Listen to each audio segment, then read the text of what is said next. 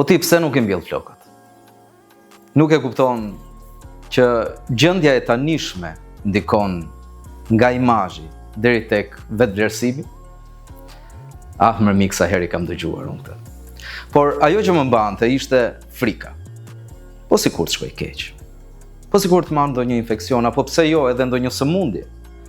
Po sikur të dalë si ata që duken skandal.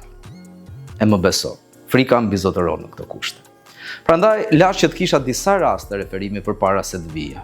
Për të mësuar që e vërteta është vetëm tek rastet e suksesit, nuk ka shqetësim, nuk ka dhimbje, nuk ka dështim. Vetëm sukses dhe një imazh të ri.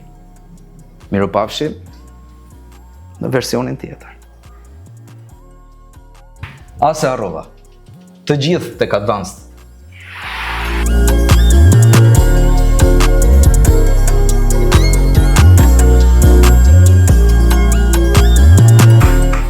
Pra, sa kemi mbaruar procedurën e transplantit të flokëve, sikur e shihni, pacienti këtu me mua dihet shumë mirë.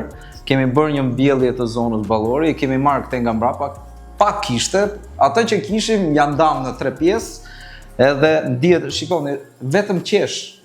Vetëm qesh. Kjo është kryesorja.